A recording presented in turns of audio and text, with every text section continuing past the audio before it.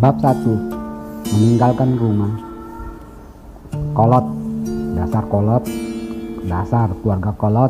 Tidak mengerti zaman. Zaman tidak bebas. Dasar ketinggalan zaman. Tidak mengerti kebebasan. Siapa sudi tinggal di keluarga seperti itu? Keluar makian dari bibir anak lelaki berusia 13 atau 14 tahun. Anak itu terus berlari menyusuri jalan menuju di dalam kota yang dipenuhi gunung dan hutan lebat.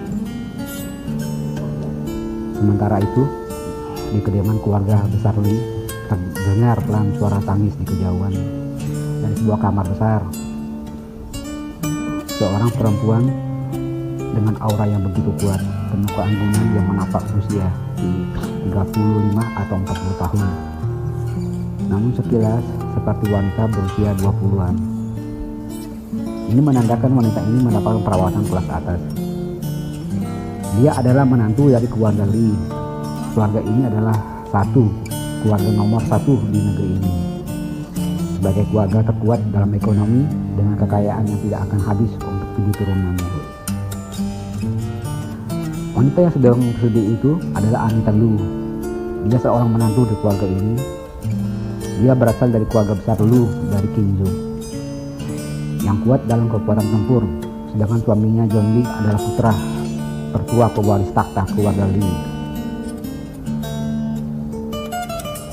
Krek, terdengar pintu kamar dibuka perlahan. Lelaki tampan berusia sekitar 40-an itu memasuki kamar dengan penuh emosi. Dia berkata, "Untuk apa engkau menangis? Bukankah kemauannya sendiri untuk pergi meninggalkan rumah ini? Engkau bersyukur aku tidak membunuhnya. Anak itu tidak tahu diuntung, selalu membuat malu keluargaku." Mendengar kata-kata yang diucapkan lelaki itu, hati Anita Lu bersedih langsung memberontak. "Apa kau bilang? Bunuh? Sebelum engkau membunuh anakku, bunuh aku dulu." Dia berteriak sambil berair mata. Anita Lu mendekat. "Ayo, bunuh aku. Apa engkau berani membunuh aku?" Dia terus berteriak. "Hei John Lee, engkau sadar siapa yang mau engkau bunuh? Itu anakmu, darah dagingmu, anakku tersayang. Di mana rasa sayangmu? Demi memperkuat kedudukanmu, engkau mau mengorbankan dia? Lelaki tak berguna," lanjutnya. Amarah Anita semakin memuncak. John tertunduk. Dia sadar berapa besar sayang mereka dengan anak laki-laki itu. "Sudahlah, nanti aku perintahkan orang untuk membawanya kembali." John Lee berkata sambil bangkit berdiri. Dia keluar dari kamar itu. Sedangkan di pinggiran kota, seorang anak menangis melangkah tergesa-gesa seperti ketakutan ada yang mengikutinya. Dia sudah bertekad bulat untuk meninggalkan keluarganya. Maka jalan yang diambil dalam pelariannya adalah jalan yang tidak pernah dilalui manusia lainnya. Hutan gelap penuh dengan pohon besar. Ini semua dilakukan untuk menghindari orang-orang yang dikirim oleh ayahnya. Beruntung dia mengambil jalan itu sehingga tidak bisa diketemukan oleh orang-orang ayahnya yang berjumlah ratusan. Di mana orang-orang itu harus kembali membuat laporan bahwa mereka kehilangan jejak Franklin. John Lee terdiam lalu berkata, "Biarkan dia, sampai kapan dia bisa bertahan di luar dan pasti akan kembali lagi ke sini." Bab 2. Gua berlindung. Franklin yang sekarang berada di tengah hutan terus melangkah. Bajunya sudah banyak yang sobek karena tersangkut duri saat menembus semak belukar yang penuh dengan duri. Dia terus berjalan ke depan tanpa tahu arah dan tujuan. Ini gambaran kekerasan hati dari seseorang anak yang berkemauan kuat dan keras hati. Walaupun begitu, dia hanya anak berusia 14 tahun. Sekuat apapun tubuhnya, dia tetap anak manja yang selalu dikelilingi kemewahan.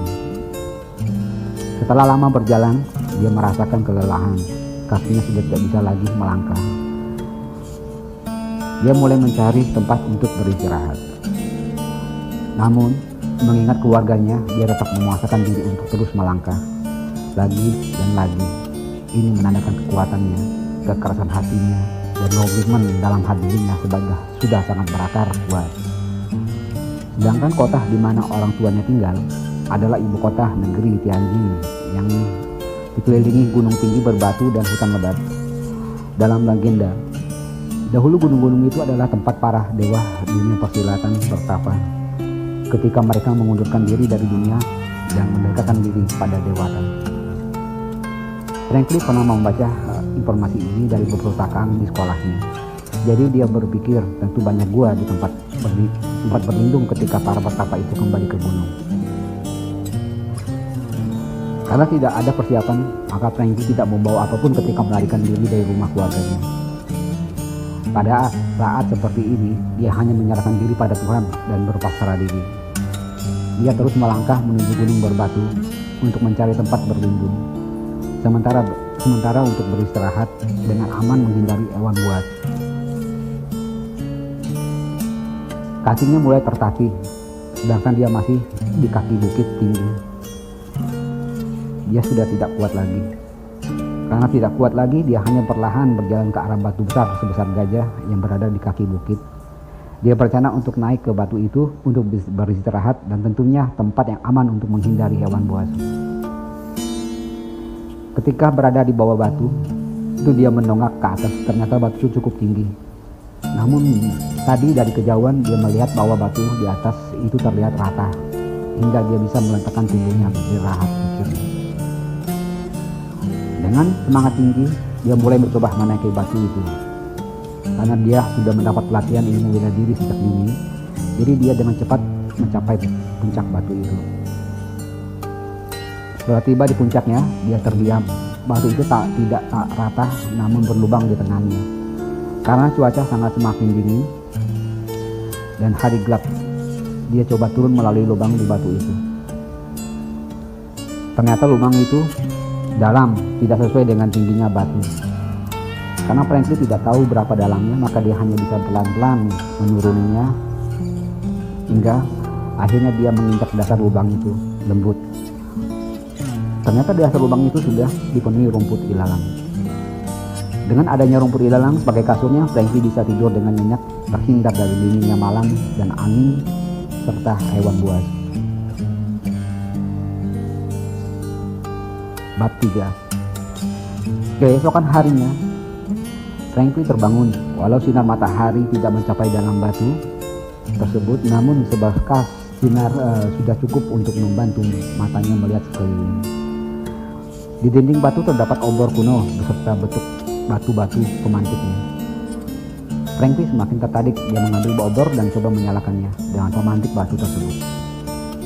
Setelah mencoba beberapa kali, obor pun menyala. Lalu dia terdiam menatap pojok ruangan. Di pojok ruangan gua itu terdapat sosok mengerikan. Bukan sosok, namun tulang belulang manusia yang masih duduk bersila dengan kaki terkait. Duduk kokoh seperti hidup. Franklin masih berdiri terdiam mematung, tidak berdaya bahwa tulang belulang itu tidak jatuh. Dengan menguatkan hatinya, dia melangkah maju. Mendekat di bawah tulang tersebut terdapat semacam token pengenal yang mungkin terjatuh dari tubuh tengkorak itu. Franklin mengambil dan dia membaca tulisan di token itu. Lee. Sama dengan nama keluarganya. Apakah ini keluarganya? Kembali Franklin berkata di dalam hatinya.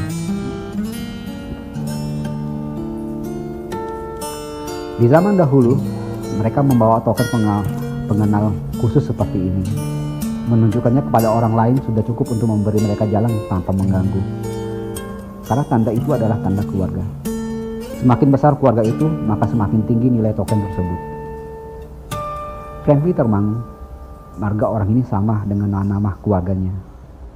Dia pernah mempelajari, mendengar dari orang tuanya bahwa keluarga mereka adalah keluarga besar yang berkuasa baik dalam ekonomi dan ilmu bela diri.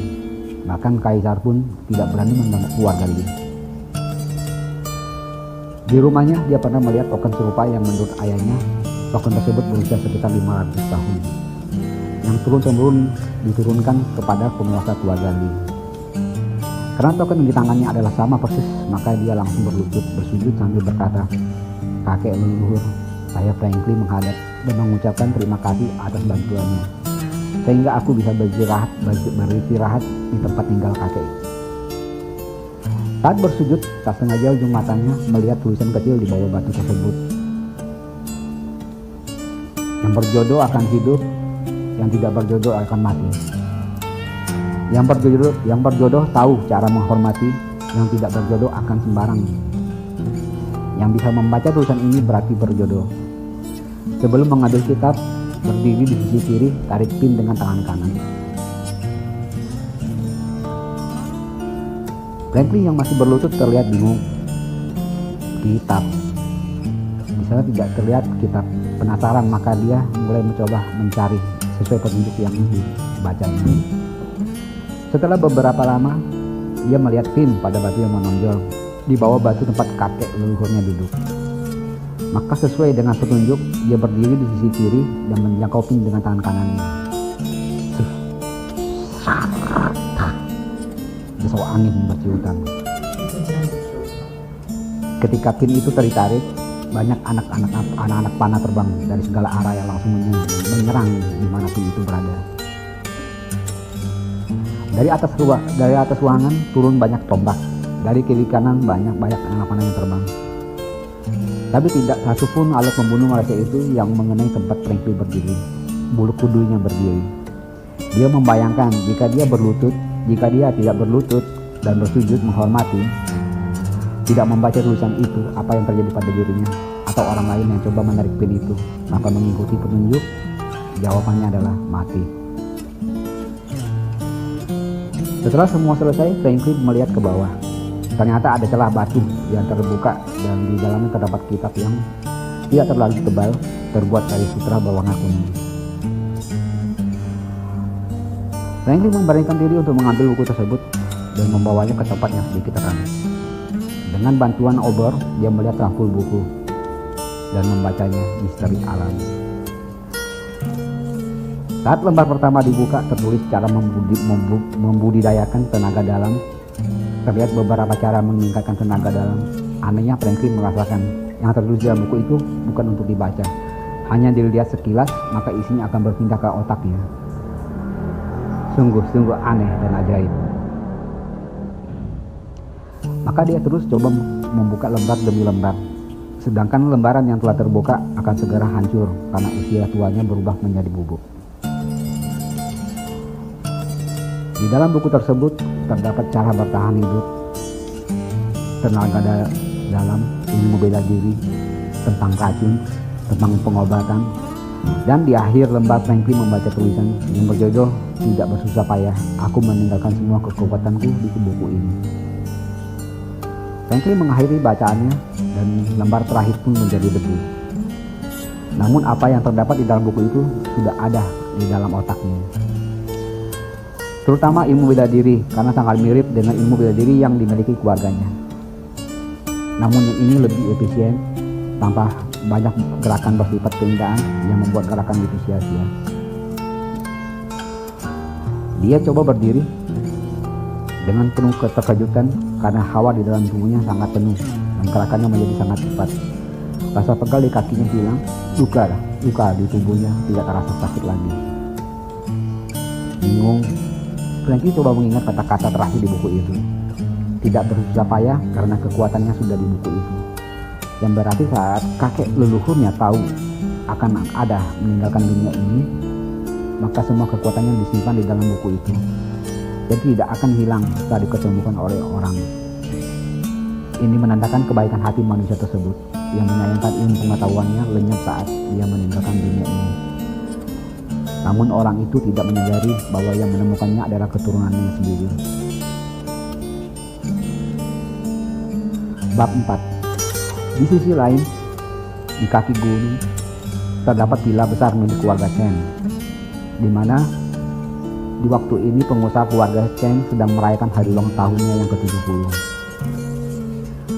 Keluarga Chen di ibu kota terkenal sebagai keluarga kelas 1. Walau harta tidak terlalu banyak, namun dalam pemerintahan banyak dari keluarga ini mengisi jabatan penting sebagai pejabat, bahkan menyebar ke beberapa kabupaten dan provinsi lainnya. Para tamu yang hadir tentunya dari kalangan atas, sehingga pesta tersebut sedikit meriah. Di sudut lainnya, Reinhard Chen duduk bersama istri dan anak perempuannya yang masih berusia sekitar 10 tahun. Mereka terlihat murung, terutama sang istri Leonie Du. Setitik air matanya menetes ketika mengingat penghinaan yang didapat keluarganya saat pembacaan hadiah. Hadiah mereka tidak berharga, hanya berupa batu giok bertenaga yang seharga ratusan ribu dolar. Hadiah tersebut jauh dibandingkan saudara Reinhard Chen lainnya. Sedangkan, sudahlah, jangan engkau pikirkan, kita memberikan hadiah untuk ayah dengan ketulusan. Sedangkan kakak pertama dan adik ketiga dan keempat belum tentu mereka tulus, kata Reinhard ke istrinya untuk menghibur. Istrinya hanya mendengus membuat Reinhard terdiam.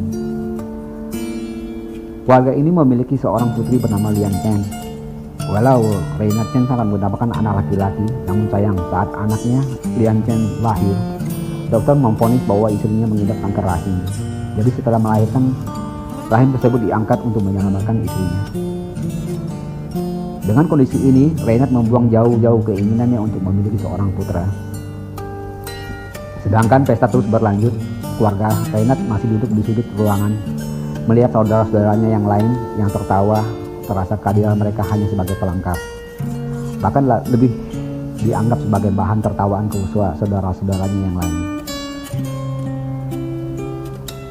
Kita tinggalkan dulu dan kita kembali ke Franklin. Sudah beberapa hari dia berada di dalam ruangan batu itu, makan lumut yang tumbuh di dinding batu. Dia mengasah ilmu bela diri yang baru dia dapat dari buku yang dia ditinggalkan oleh kakek leluhurnya. Saat ini setelah dia mengingat bahwa kata-kata terakhirnya dan kekuatan kakek leluhurnya sudah pindah ke dirinya, dia kembali berlutut dan bersujud mengucapkan terima kasih, serta berjanji kembali lagi untuk membawa rangkah kakek leluhurnya untuk dimakamkan di pemakaman keluarga Li di Gunung Li Mountain. Ketika bangkit, dia kembali melihat kakek leluhurnya. Maka Franklin melepas kalung dan memasang pin itu di kalungnya bersama dengan cincin giok milik ibunya. Melihat cincin ini, hati Franklin terasa bergetar. Dia mengingat ibunya yang cantik, teringat pembelaan ibunya di malam itu saat dia menolak rencana ayahnya untuk menjodohkan dirinya dengan keluarga Gu. Mengingat ini, Franklin akan mencoba menghubungi ibunya dan menyampaikan bahwa dia baik-baik saja dan mohon ibunya bersabar untuk menanti dirinya kembali ke keluarga Li. Setelah berpamitan dengan rangka kakeknya, dia keluar dari lubang batu itu dan berlari menjauhi kota Tianjin menuju sisi lain dari gunung itu. Dengan baju, topeng, dan camping, karena berlari kencang keluar dari hutan, dia tiba di jalan raya menuju kota lainnya, Jiangling. Karena seharian berlari, dari kemarin malam perutnya belum terisi sama sekali. Rasa laparnya sudah sangat terasa, wajahnya pun memucat. Saat ini sebuah mobil BMW meluncur di belakangnya. Karena cuaca sudah semakin gelap, maka pengemudi sedikit kurang waspada. Apalagi dia tidak pernah berpikir bahwa ada orang di sekitar jalanan itu. Franklin yang gontai sedikit oleng berjalan tertatih, terkadang berjalan ke tengah jalanan, lalu kembali lagi ke pinggir. Saat mobil itu mendekat, Franklin sedang berjalan. Saat mobil itu mendekat, Franklin sedang berjalan di tengah-tengah jalan, yang memaksa pengemudi menghentikan kendaraannya. Franklin tersadar dari lamunannya dan cepat berlari ke pinggir dan meminta maaf. Penumpang BMW tersebut adalah keluarga Reinhard Chen yang mengarah pulang setelah menghadiri pesta ulang tahun ayahnya. Bagaimana caramu mengemudi? Kenapa tidak berhati-hati? Kalau engkau menabrak, apakah tidak menjadi masalah untuk keluarga kita? Leonie memarahi suaminya. Reinhard turun dari mobil dan menghampiri Franklin yang sedang menunduk meminta maaf. Maafkan paman, karena paman hampir celaka. Reinhard melirik ke pakaian anak ini, pakaian yang terbuat dari bahan yang mahal, namun sudah compang-camping. Tutur kata anak ini sangat halus, yang menggambarkan bahwa anak ini mendapatkan pendidikan. Lalu Renat berkata, "Tidak apa-apa, apa kamu baik-baik saja?" "Saya baik-baik saja, Paman. Jangan khawatir," Franklin menjawab sambil terus menunduk menahan perutnya yang lapar. Kriuk, kriuk, kriuk. Perutnya berbunyi. Franklin sangat malu. Renat tertawa mendengar suara itu. Leonie pun keluar dari mobil dengan bingung melihat suaminya tertawa bahagia. Sambil menggandeng dia mendekat. Renat meminta istrinya mengambil roti dan air kemasan untuk diberikan ke anak itu. Sambil berbisik dia mengatakan, "Tadi aku mendengar suara perut anak itu berbunyi, seperti ayam berkokok minta diisi makanan." Leonie pun tersenyum kembali berjalan ke arah mobil, mengambil roti dan air tawar memberikannya kepada suaminya. "Ini ada roti dan air, terimalah. Tadi perutmu berteriak minta diisi," kata Renat sambil tersenyum. Franklin hanya mengangkat wajahnya dan tersenyum. "Terima kasih, Paman, Bibi, tapi saya tidak bisa menerimanya." Sepasang suami istri itu terkejut mendengar jawaban itu. Renat terlanjut bertanya, "Kenapa engkau tidak mau menerimanya? Apakah engkau takut roti ini beracun?" Sedikit terasa tersinggung yang membuat Renat mengeluarkan kata-kata itu. Namun di luar dugaan, Franklin menjawab, "Bukan begitu maksud saya, Paman. Kakek mengajarkan saya untuk tidak menerima pemberian orang dengan cuma-cuma. Saya mengerti Paman mau berbagi, namun prinsip yang ditanamkan oleh keluarga saya harus tetap saya pegang. Maafkan saya, Paman." Suaranya lirih. Sepasang suami istri itu saling pandang. Tersenyum mereka berdua memahami bahwa anak ini memiliki sesuatu yang sudah sangat berakar. Dan hal seperti itu tidak sembarang keluarga yang bisa menerapkannya, kecuali keluarga besar. "Nak, kamu ambil roti ini dan makan dulu, sebagai imbalannya aku akan meminta kamu untuk bekerja di rumahku. Bagaimana?" Leonie bertanya. Mendengar ini mata Franklin berbinar tersenyum senang. Dia menjawab, "Baiklah, terima kasih Bibi." Dia menerima dan langsung memakannya hingga sekejap habis. Lian Chen mendengus. Sudah lapar, pura-pura tidak butuh. Orang tuanya melirik ke Lian Chen dan berkata ke Franklin, "Maafkan adikmu ini, dia masih kecil." Franklin menjawab, "Tidak masalah, Paman. Dan Bibi, saya sangat mengerti." Setelah memakan roti dan meminum air tawar, Franklin mengikuti keluarga itu karena ingin membayar roti tersebut. Franklin pulang bersama keluarga Renat. Keluarga Renat tinggal di Jiangling, kota besar di sisi selatan Tianjin. Maka perjalanan darat membutuhkan beberapa jam. Dan sejak hari itu, Franklin tinggal bersama keluarga Renat.